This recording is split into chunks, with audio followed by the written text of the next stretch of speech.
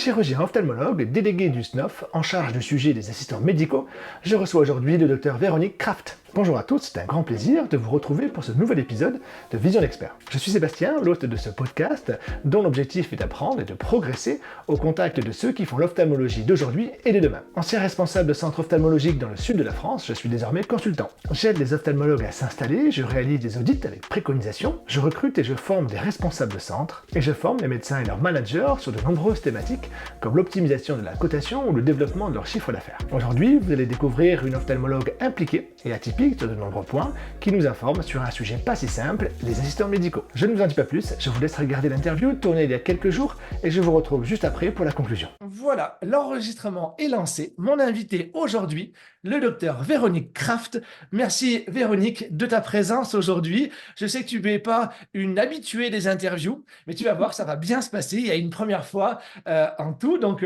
aujourd'hui, au programme, si ça te va, on parlera évidemment de ton parcours, le fait que tu exerces en secteur 1, que tu es très engagé auprès du SNOF, et bien sûr, ton sujet phare en ce moment, tu es probablement l'ophtalmologue la mieux renseignée sur les assistants médicaux, donc ce qui se fait de mieux pour Vision d'Expert aujourd'hui, mais comme d'habitude, je vais te laisser te présenter toi-même.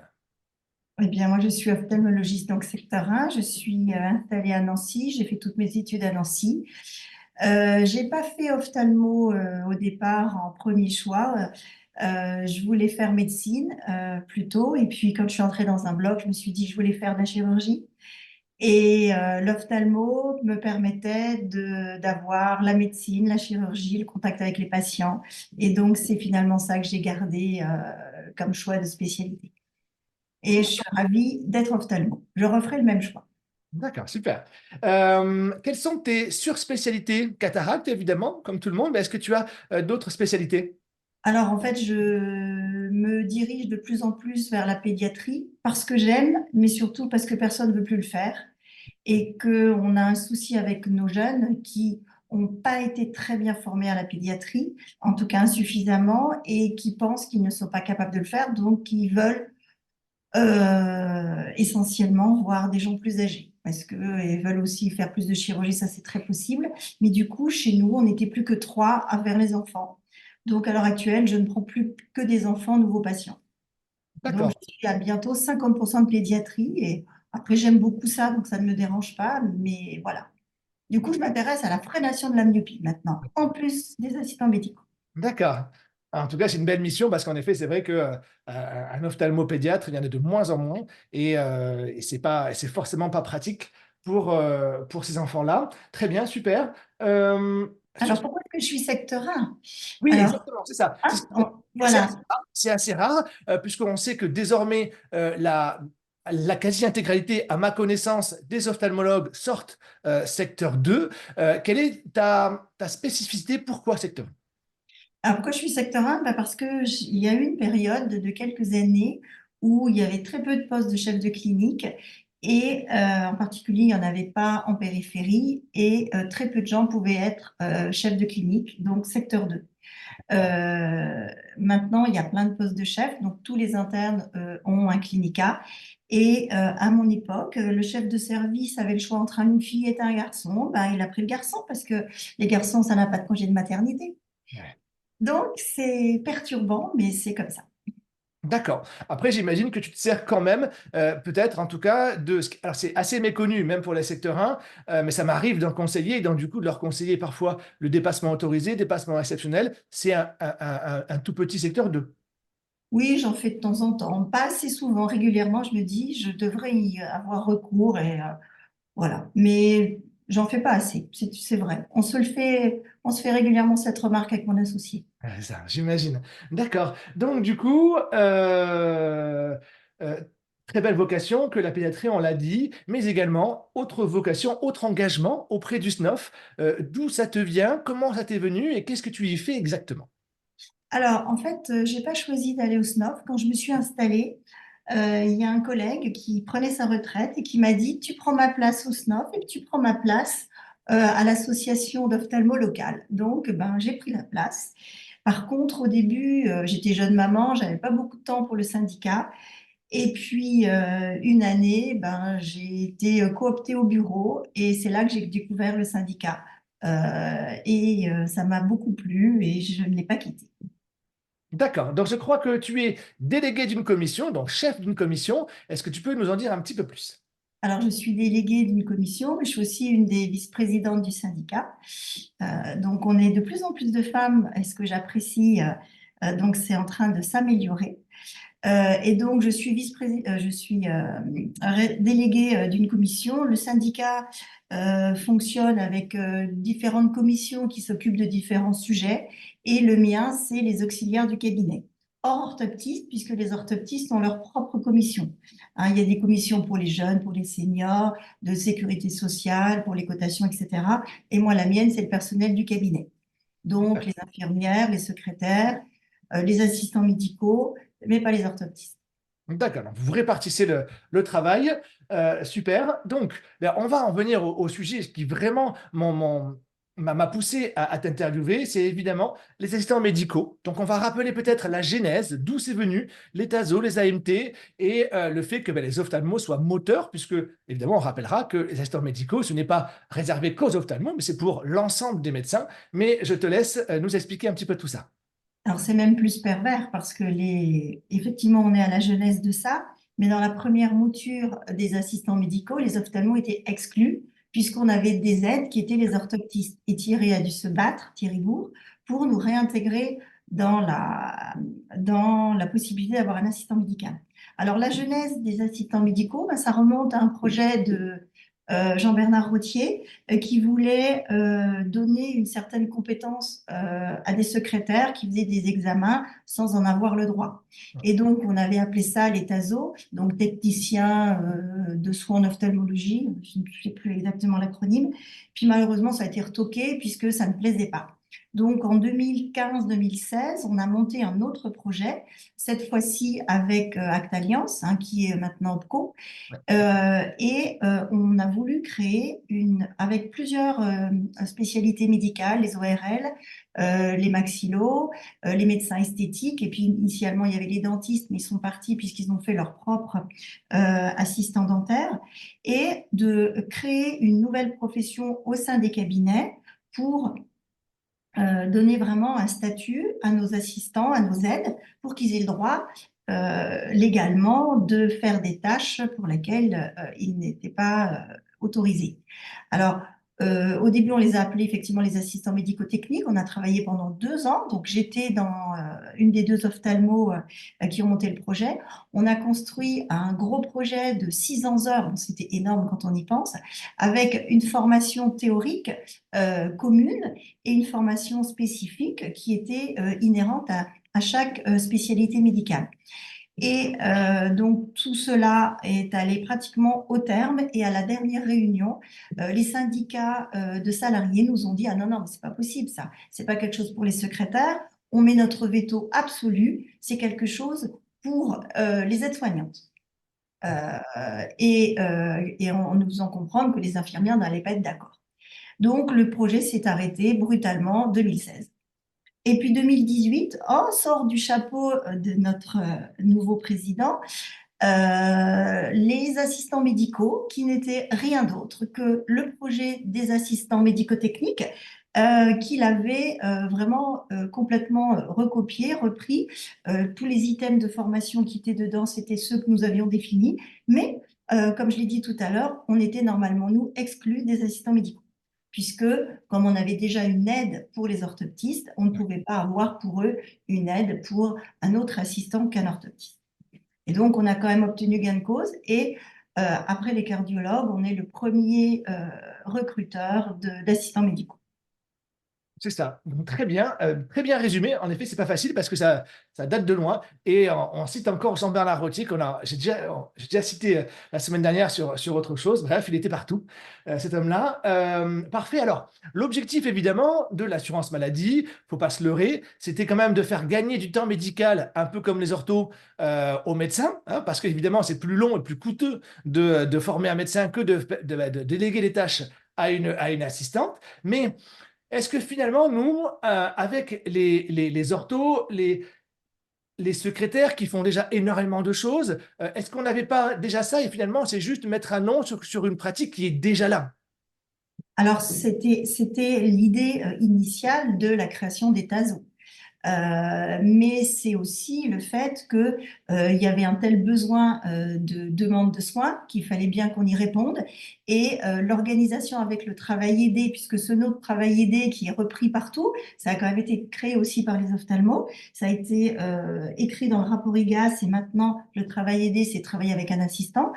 Et comme on avait besoin tout simplement, je vais être purement entrepreneurial, augmenter notre productivité. Mhm. La seule façon d'augmenter notre productivité, c'était de déléguer des tâches. L'avantage de la délégation de tâches dans le cabinet, c'est qu'on a le contrôle et que le patient voit le médecin. Et donc, pour moi, la délégation de tâches, elle est essentiellement dans le cabinet, sur nos machines, notre personnel qui connaissent les patients parce qu'ils les ont déjà vus, etc. Et c'est une acceptabilité qui est vraiment excellente pour les patients. Moi, je ne reviendrai pas en arrière. Je pense que c'est indispensable. Ça m'allège mon travail, ça me donne un confort de soins, une qualité de soins, puisque ben, j'ai besoin d'un examen, je le demande, et puis je vais faire autre chose et je revois le patient une fois qu'il a tout fait. Et en fait, c'est comme le chef de service qui a toute une équipe, un interne, etc. Tout est fait, puis à la fin, il voit le patient avec l'ensemble du bilan. Donc, en termes de qualité de travail, pour moi, ça me semble essentiel. Après, ça ne correspond pas à tout le monde. Vous avez des ophtalmos qui ont besoin de tout contrôler, qui n'ont pas la capacité de déléguer. C'est pas offert à tout le monde de déléguer parce que ça veut dire qu'on va aussi beaucoup plus vite, qu'on voit beaucoup plus de monde, donc il faut que le cerveau suive. Il y a un moment où c'est quand même un petit peu difficile, mais on a fait ça plus pour pouvoir répondre à la demande que au départ pour notre confort personnel. Par contre, ça répond aux deux. Donc pour moi, c'est vraiment quelque chose qui est très intéressant. Moi, j'ai commencé par une orthoptiste, mais maintenant, j'ai recruté une infirmière et avoir une infirmière dans un cabinet, c'est voilà, quoi. Je m'occupe aussi beaucoup de la formation des infirmières et de la promotion de l'infirmière dans les cabinets, mais c'est très, très agréable parce qu'elles ont un relationnel vis-à-vis du patient, une culture médicale que n'ont pas les orthoptistes. Donc, elles ont un côté plus technique, les orthoptistes, et les infirmières ont un côté plus humain. Et au niveau de l'interrogatoire médical, etc., elles sont dans elles sont parfaitement à l'aise. Donc, c'est différent, c'est très complémentaire. Et je pense que c'est très bien d'avoir les deux dans un cabinet. Infirmière, orthoptiste, on ne fait pas les mêmes choses. Moi, j'avoue que j'apprécie les deux et ça donne une équipe complète. Et voilà. J'ai eu un infirmier, un homme, ça ne m'a pas posé de problème non plus. Hein, je ne recrute pas que des femmes. Là, il se trouve que dans les entretiens, j'ai eu une femme et j'ai pas eu de proposition d'homme, mais ça m'a pas gênée. J'ai eu un homme pendant 3 4 ans. C'était très bien. Eh ben, alors, je te rejoins totalement là-dessus, puisque en tant que responsable de centre, j'ai pu embaucher des infirmières. Alors, au début, c'était un petit peu contraint et forcé parce qu'on ne trouvait pas d'orthoptistes dans le sud-sud de la France. Et donc, du coup, on a pris des infirmières. Alors, l'intérêt, c'est qu'elles ont un décret de compétences extrêmement large. Donc, du coup, elles ont le droit de faire encore plus de choses d'ailleurs que des opticiens. Donc, c'était Ah ben, intéressant. les opticiens sont limités à la réfraction. Ils sont Exactement. extrêmement limités, hein. C'est ça. Donc, du coup, les infirmières, on pouvait les occuper à des postes, notamment d'imagerie, ce qu'on ne pouvait pas faire avec des opticiens. Et en Bon. plus, en termes de gestion de la qualité et en effet d'accueil du patient, elles sont évidemment excellentes parce que du fait de leur background, quoi, hein. Parfait. Donc, Alors, oui, quand on compare une infirmière à une orthoptiste, l'avantage de l'orthoptiste, c'est son autonomie. L'infirmière ne peut rien faire si on n'est pas là, c'est ça. hein. Ça. Et puis, accessoirement, l'orthoptiste peut coter. Aussi. C'est ça. Donc, c'est autre chose. Mais c'est vrai que c'est complémentaire. Tu as raison de le préciser, même si de plus en plus, hein, on le voit, mais sur des très, très gros centres hein, qui vont former des infirmières à la réfraction parce que, ils ne trouvent pas suffisamment l'orthoptiste. Donc, ça peut arriver aussi.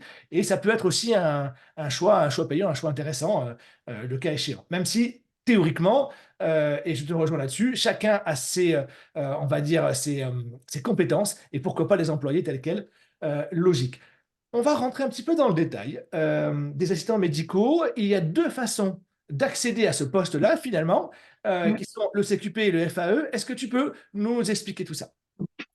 Alors, le CQP, donc c'est le certificat de qualification professionnelle. C'est un titre qui a été créé lors de la création des assistants médicaux. C'est quelque chose qui se fait sur 300, alors c'était 300 et quelques heures, ils ont baissé d'une dizaine d'heures, c'est trop peu, mais tout récemment. Ça se fait en général sur un an. Et c'est accessible. En fait, normalement, il faut le niveau bac, Mhm. c'est-à-dire ce qu'on appelle le niveau 4. En fait, c'est le niveau bac. Si on n'a pas le niveau bac, être secrétaire médical sans être diplômé secrétaire médical, mais avec une expérience de 3 ans, permet également de s'inscrire. Donc, tout le monde ne peut pas s'inscrire au CQP, mais c'est quand même relativement large. Et si on n'a pas, qu'on est en dessous, qu'on est niveau 3, en fait, il est conseillé à ce moment-là de faire un diplôme de secrétaire médical pour lequel, en fait, les prérequis sont plus bas. Et à ce moment-là, une secrétaire médicale peut s'engager, puisque le diplôme permet de s'engager dans le CQP, et en faisant pas la totalité de la formation, puisque le CQP, il y a un quart de la formation du CQP qui est justement du secrétariat médical. Il y a une partie qui est de l'aide à la consultation, un troisième bloc qui est hygiène qualité, et le dernier, j'ai oublié. Et Mais je ne m'en voilà. souviendrai pas non plus. Donc, du coup, c'est pas grave. Oh, je le noterai en bas de la vidéo, pas de souci. Donc, du coup, là, on était sur le CQP. Donc, en effet, à une formation assez lourde tout de même, hein, puisqu'elle représente 2 jours de travail. C'est ce que j'ai lu en tout cas. 2 jours par Oui, semaine. Il faut libérer son voilà. personnel 2 jours par semaine pendant 10 à 12 mois. Il y a aussi le problème que c'est purement physique, hein. Il faut se rendre sur les centres de Ah oui, formation. oui, oui. Est-ce que ça, vraiment, c'est réalisable dans un centre? Ah ben ça l'est, oui, oui, oui, oui. Après, il faut s'organiser pour. C'est clair que, en fait, au début, tel que c'était fait, on embauchait nos assistants médicaux, puisqu'il y a eu un décalage entre le décret qui a créé les assistants médicaux et la création du CQP. Et en fait, la lourdeur de la formation fait que, eh bien, les formations n'ont été possibles que depuis à peu près un an. Et donc, le Covid par-dessus. Donc, il y a des tas de gens qui ont passé leurs 3 premières années à travailler en assistant médical sans avoir le diplôme d'assistant médical. C'est quand même un peu curieux, mais c'est comme ça. Et puis, ensuite, seulement, elles partent en formation parce que c'est finalement obligatoire. Et une fois qu'on est lancé et que le cabinet tourne avec un assistant médical en place, effectivement, le libérer 2 jours par semaine, c'est très compliqué. C'est la situation dans laquelle moi je me trouve maintenant, puisque moi, mon assistante, donc, elle a remplacé un infirmier qui partait. Donc, je l'ai embauchée comme assistante et pas comme infirmière. Mais Mhm. elle est infirmière, mais elle va devoir faire donc la deuxième formation dont on parlera tout à l'heure. Mais malheureusement, normalement, elle est là tous les jours, et là, 2 jours par semaine, je vais me retrouver sans elle. Donc, effectivement, c'est très compliqué parce que je dois annuler des patients et baisser en rythme. Mais ça se prévoit. À partir du moment où on sait qu'elle n'est pas là, on va gérer l'agenda autrement. Mais c'est très désagréable à vivre de plus pouvoir bénéficier de ces aides-là. Parce que Voilà. concrètement, à quoi te sert le fait de l'embaucher avec un contrat d'assistante médicale ou Alors, d'infirmière? c'est voilà, c'est là où le secteur 1 intervient. Parce que les assistants médicaux ont une aide versée par l'employeur de l'assistant médical, a une aide versée par la CPAM et qui est réservée au secteur 1 et au secteur Optam. Et ce sont quand même des sommes considérables qui sont de l'ordre de 18 000 euros la première année. Donc, c'est pas rien. Et maintenant, on a un objectif d'augmentation de la patientèle, donc de notre file active plutôt que de notre patientèle. Et si on se décide d'attendre avant de former, au moment où on va juger de l'augmentation de la patientèle, c'est le moment où la personne part en formation. Donc moi, j'ai embauché mon infirmière en assistant médical parce que financièrement, je l'y trouvais. Quand on m'interroge sur dois-je embaucher un assistant médical ou une infirmière quand c'est une infirmière, si vous êtes en secteur 2 non optam, il ne faut pas s'embêter. On est tout à fait d'accord. On embauche une infirmière en titre d'infirmière. C'est simplement les secteurs 1 et les optam pour récupérer des sous. Je, je le vois comme ça et il ne faut pas se leurrer, hein. Donc, pour une fois qu'on a un petit peu d'augmentation, on serait bête de pas en profiter. Bien Mais sûr. par contre, voilà. Par contre, on a une augmentation, on a une obligation d'augmentation de notre fil actif.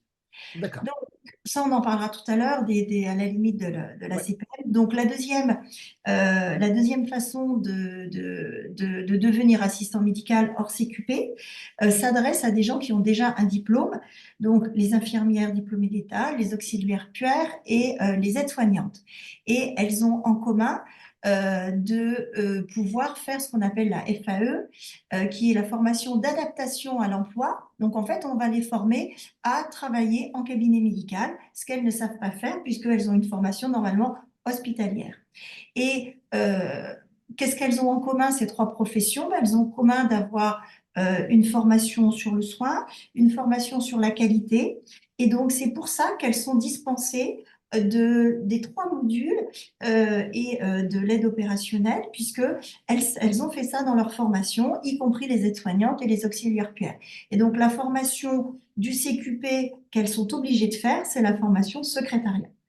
Et autant pour le CQP, c'est en présentiel obligatoire, autant pour la FAE, ben, ça dépend des organismes formateurs. Il y en a qui ont choisi de faire du présentiel et il y en a qui ont choisi de faire du distanciel.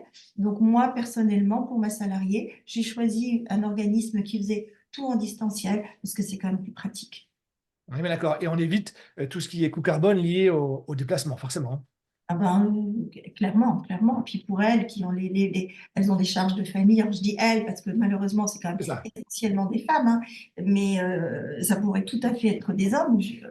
Ben, elles ont charge de famille, donc aller partir, etc. C'est quand même compliqué, hein. Et c'est pas donc 2 jours par semaine pendant donc c'est 8 semaines pour la FAE et 16 pour les autres. C'est très très lourd, hein.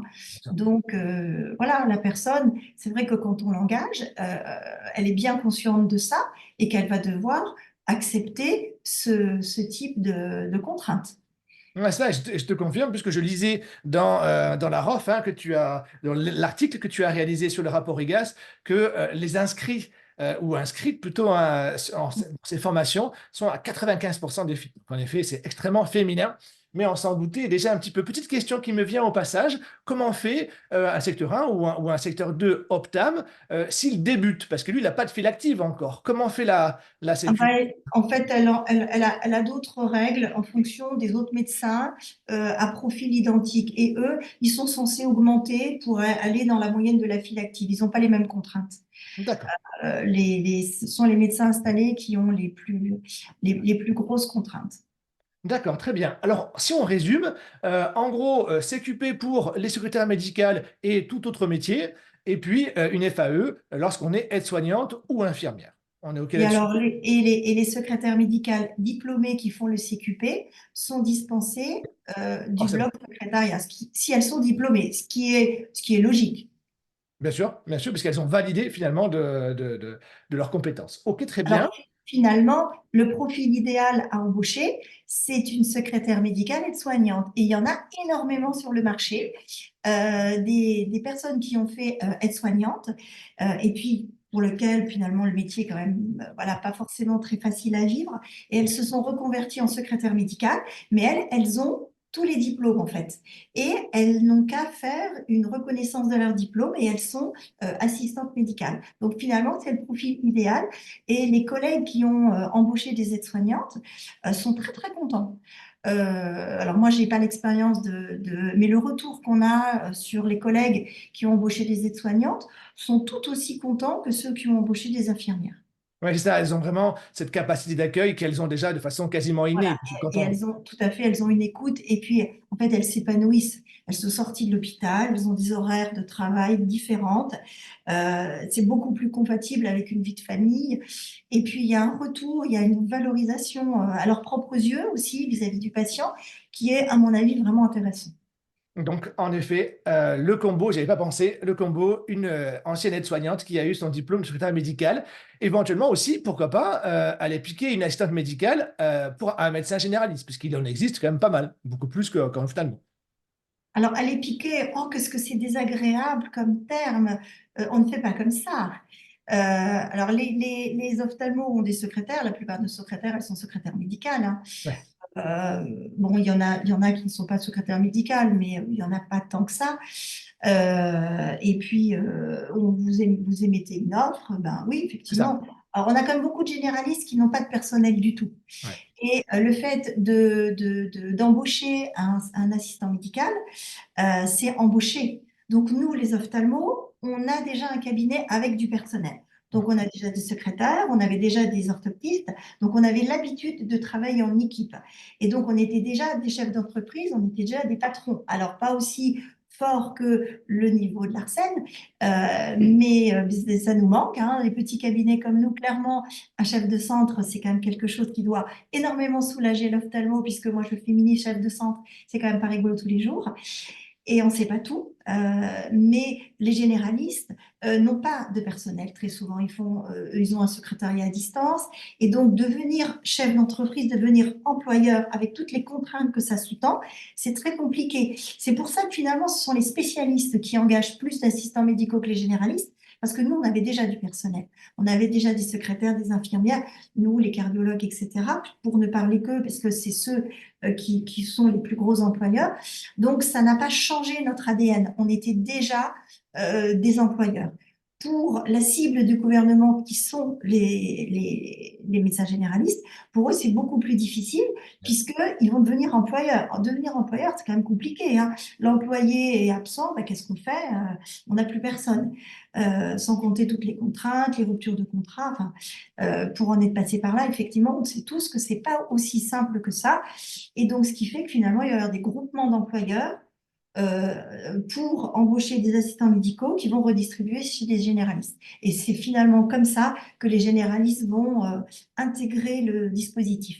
Mais même chez les ophtalmos, c'est pas évident. Il y a beaucoup d'ophtalmos qui ne voient pas l'intérêt du travail.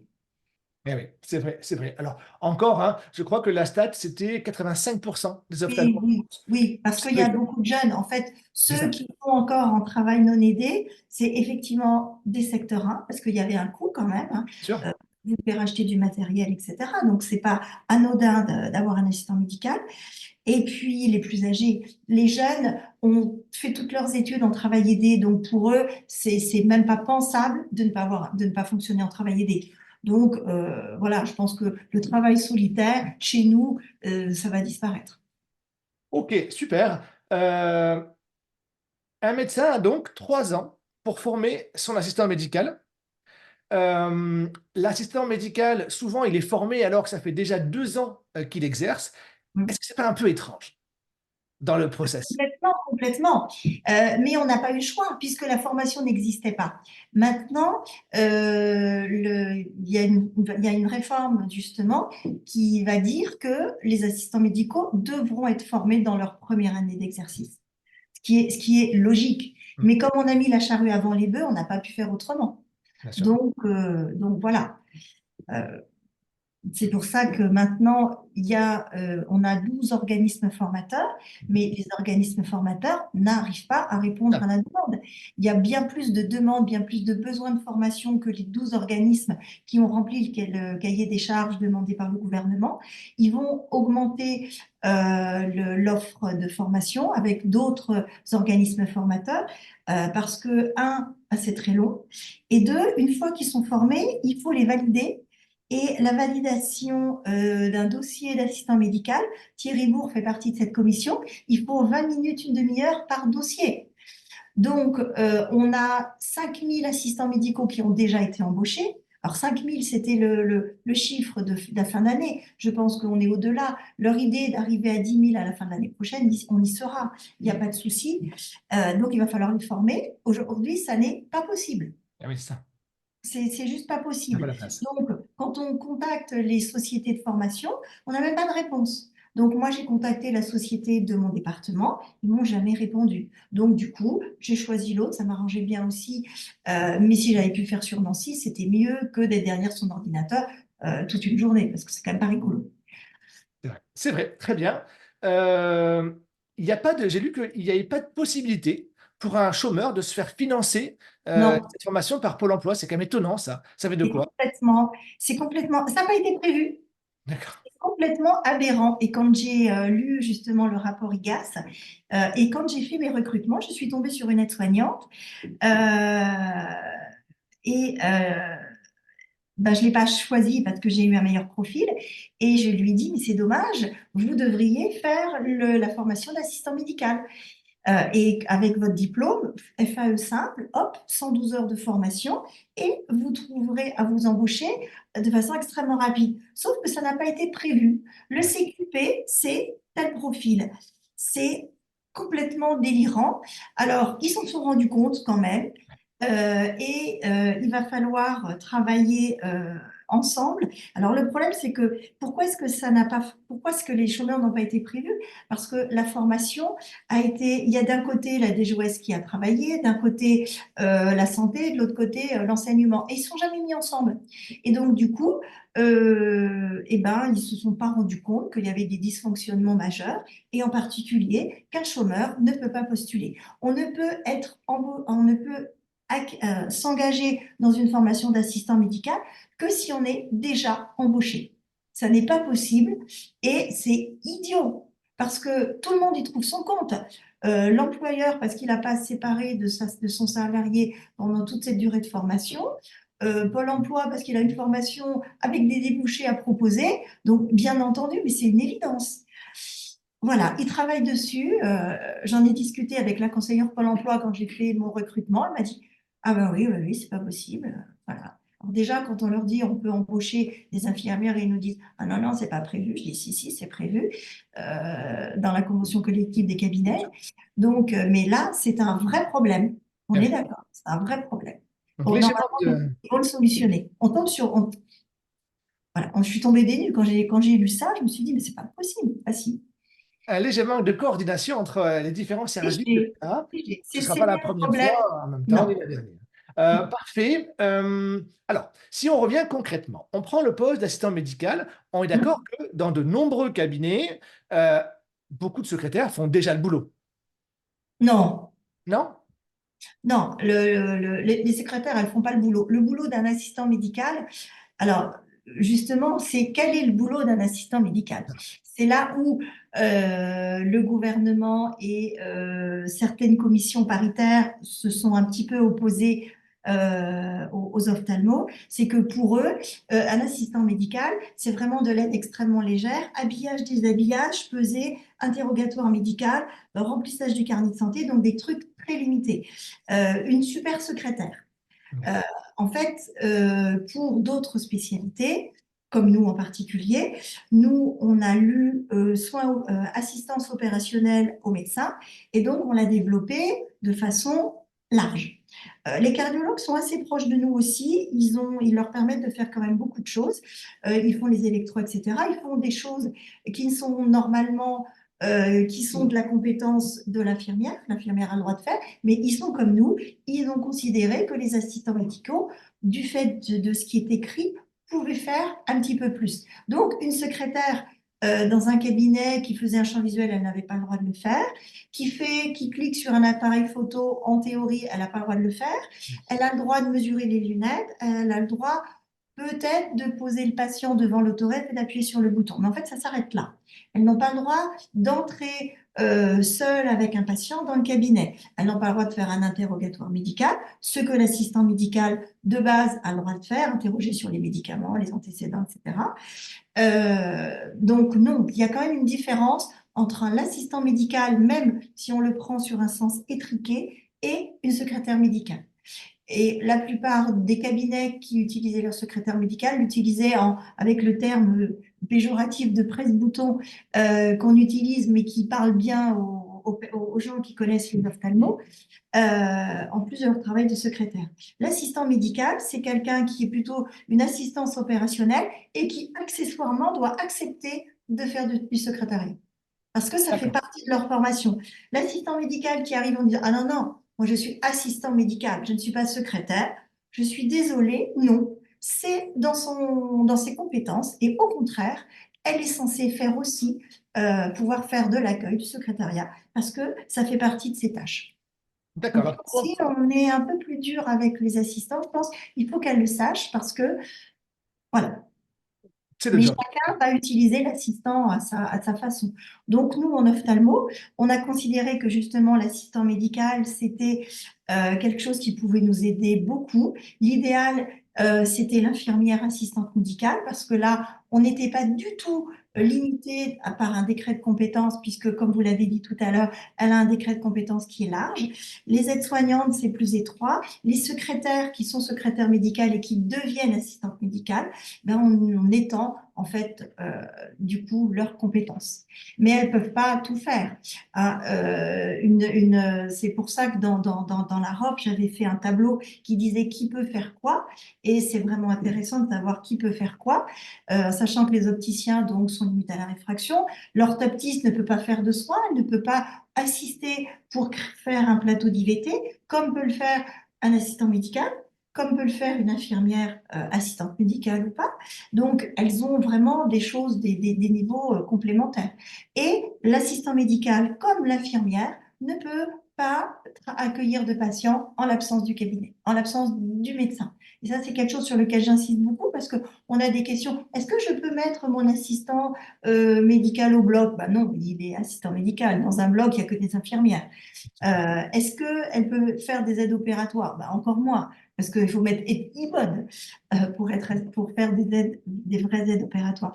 Et donc, ben, les collègues ont quand même du mal à comprendre quelles sont les limites. Donc, un assistant médical, tel que les ophtalmos l'ont conçu, donc ils font le dossier médical, ils font l'interrogatoire, les examens de la préconsultation, tels que, en fait, l'ophtalmo les a prévus. Ça va être différent d'un cabinet à l'autre. Chacun a ses habitudes, chacun fait tel ou tel examen, soit de façon systématique, soit la plupart du temps protocolisé en fonction de la pathologie, des antécédents personnels, familiaux, des traitements qui vont nécessiter telle ou telle exploration. Donc, elles ont un doute, elles demandent, et puis donc elles ont le droit de mettre des gouttes que la secrétaire n'a pas le droit de mettre. Et donc, voilà, mais elles ne sont pas en autonomie, elles sont en permanence surveillées. Ça, c'est l'assistant médical tel que l'on l'a conçu. Et puis donc, la formation des assistants médicaux, on a parlé de la formation obligatoire, donc celle qui est faite par les organismes formateurs et depuis le début, mais depuis même depuis la genèse des assistants médicaux, on avait, nous, conçu une formation spécifique. Et donc, on a créé une formation spécifique. Alors, on s'est battu avec l'OPCO pour avoir une formation spécifique prise en charge par l'OPCO. Et depuis un an, on a une formation qui est donc spécifique à l'ophtalmologie, qui est une formation donc au début de débrouillage qui est ouverte à tout le monde, qui permet de découvrir l'ophtalmologie quand on arrive, quelle que soit la formation qu'on a au départ. Il faut bien reconnaître qu'on n'y connaît rien. Hein. Quand on discute avec nos collègues médecins non ophtalmo, ben, ils sont tout aussi déroutés que notre personnel. Et donc, elles ont une formation de base et on s'est appuyé avec un des organismes formateurs. Et maintenant, on a une formation spécifique qui a débuté et qui est une formation qui permet de travailler dans le cabinet et de savoir et de comprendre ce que l'on fait. Alors, bien sûr, on apprend au début en immersion avec l'orthoptiste qui est déjà là, les infirmières qui sont déjà là, qui vont tutorer le médecin, bien entendu, qui prend sa part dans la formation de son personnel. Et là, on a créé une formation spécifique où elles vont apprendre à faire la réfraction. Alors, non pas la réfraction totale, hein, bien entendu. La réfraction, ben, c'est une réfraction, mais on est toujours derrière. Et qu'est-ce qui est décisionnaire à la fin? C'est le médecin. Hein, la réfraction, on doit la vérifier, on doit la valider, et c'est nous qui prescrivons les lunettes. Hein, on n'imagine pas qu'elles ont fait ça et qu'on va le valider. Mais donc, on a conçu cette formation et on s'est à nouveau battu avec l'OPCO qui considérait que ces formations-là n'avaient pas à être une formation prise en charge. Alors que pour nous, la formation cœur de métier telle que l'OPCO l'entend, c'était totalement ça.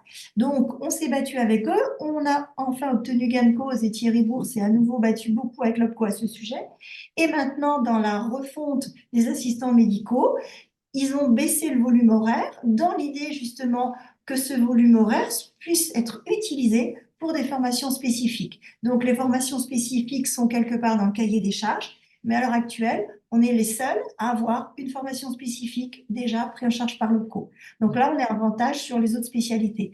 Les dermatos en ont une, mais elle n'est pas prise en charge par le co. On est les seuls, donc on est en avance. Donc on est assez bien. D'accord, bon, ouais, très bien. En effet, pourquoi je te parlais de ça? Parce que moi, je réalise avec des ophtalmos et pour des ophtalmos, pas mal de centres ophtalmos qui débutent en fait, hein. Et souvent, dans le process, on va avoir la secrétaire qui va accueillir, qui va prendre la carte vitale, qui va orienter vers une assistante qui, elle, va pouvoir faire tout ce qui est mesure de lunettes plus réfraction objective, éventuellement OCT ou pas, selon la protocolisation qui a été réalisée. Et puis ensuite, l'orthoptiste prend la main. Donc du coup, et c'est que moi, quand je crée ce type de centre en termes de flux, et en effet, je te rejoins totalement sur la polyvalence de ce job-là, où l'assistant médical doit être capable aussi de faire de l'accueil, éventuellement du standard. Et je trouve qu'en plus, c'est intéressant pour elles parce que elles ont quelque chose de beaucoup plus polyvalent. Et donc, du coup, qui est moins embêtant, quoi. Et si quelqu'un est malade, par exemple, eh bien, l'autre collègue pourra tout de suite la remplacer. Voilà, c'est pour ça un peu que je disais ça. Et j'en venais au fait que, mais là, tu as bien expliqué que ça va beaucoup plus loin et que on sent que l'ambition pour les tâches des assistants médicaux va beaucoup plus loin que ça, en fait, hein, que ce que je viens de décrire. Alors, c'est là où le rapport IGAS était intéressant, justement. Autant on avait senti, nous, il y a quelques mois, qu'on voulait nous freiner en nous disant qu'on était allé un petit peu loin, mais quand on lit le rapport IGAS et la comparaison des assistants médicaux dans les autres pays, finalement, eux reconnaissent qu'il faut accepter d'aller un petit peu plus loin. Après, on n'ira pas plus loin, hein. On ne veut pas d'autonomisation. Il faut bien que les collègues comprennent que voilà, elles ne sont pas là pour faire le job à leur place. Alors, l'intérêt aussi qu'une assistante médicale aille au secrétariat, moi je pense que c'est aussi important dans la cohésion du Mhm. groupe, parce que ça leur permet, elles sont quand même assez cool, hein, au niveau vis-à-vis du patient. Le vécu d'une secrétaire médicale dans des endroits tendus, comme c'est encore le cas chez nous, les secrétaires, c'est pas facile tous les jours. Et je pense que c'est très bien pour la cohésion du groupe. Et c'est ce que je disais tout à l'heure, d'avoir des profils différents, infirmières, aides-soignantes, orthoptistes dans une même équipe, c'est très bien. C'est très bien. Finalement, il n'y a pas Elles ont des tâches, on se rend compte que bah, chacun fait mieux que l'autre, donc tout le monde est à sa place. Et il y a pas de souci particulier de ah ben non, c'est moi la meilleure, je fais plus de choses que toi. Ça lisse pour moi les revendications. C'est ça, et ça va en complément finalement que de la complémentarité qu'il y avait déjà entre opticien, infirmière et orthoptiste, hein, déjà. Tout à fait, tout à Ça fait. rajoute, ça rajoute encore un étage finalement et une autre diversité qui permet d'enrichir le groupe. Voilà. Super. Impeccable. Eh bien, écoute, dernière question. Comment est-ce que, avec ton expérience, tu vois le développement de l'ophtalmologie, on va dire, d'ici 10 ans? Est-ce que tu as des visions là-dessus ou pas? Oh, ben alors j'étais en train de visionner dans 10 ans de Thierry Bourg et j'ai coupé parce que c'était trop tard. J'aurais pu répéter ce qu'il disait, pas de chance. Ah ben dans 10 ans, je ne serai plus là. Donc Tu seras plus voilà, en activité, en tout cas. dans 10 ans, en étant à la retraite, en regardant les autres travailler. Je pense que dans 10 ans, tout le monde sera en travail aidé, ça c'est obligatoire. Quelle sera la grosse question, c'est quelle sera la place de l'IA? Moi, je pense que dans 10 ans, l'ophtalmo devra retrouver une place retrouver sa place de médecin. Et notre plus-value, notre expertise, ce sera surtout d'être là, d'expliquer. Être dans une cabine où on vous fait tous les examens en 5 minutes et vous ressortez avec un ticket, je suis désolée, pour moi, c'est pas de la médecine. Alors, c'est mon tempérament, hein. Moi, j'explique, je parle. Donc, j'ai des assistants qui font le côté technique pour que moi, j'ai du temps humain. Et moi, je vois, c'est ça que j'aimerais, qu'on redevienne médecin et qu'on ne soit pas que des techniciens.